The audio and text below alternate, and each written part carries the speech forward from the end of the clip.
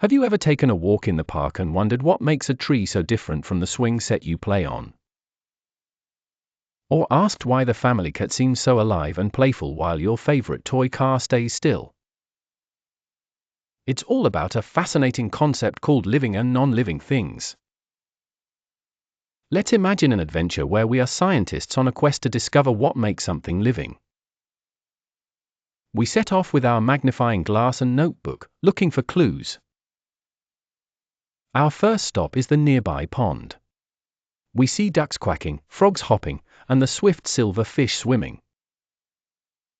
Ah, here are some living things, we note.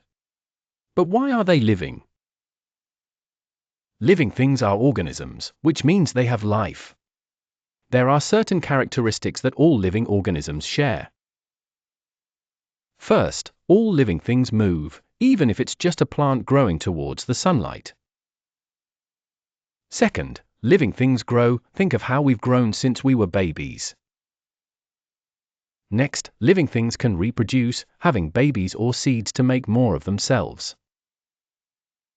They also respond to their environment, just like how a cat reacts when you tickle its whiskers. Additionally, living things need energy to survive.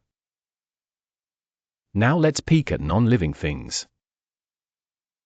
It's fascinating to see how diverse the world is, with both living and non-living things. Scientists keep discovering more about living things all the time. It's an ongoing adventure. Please like, share and subscribe to my channel. Bye.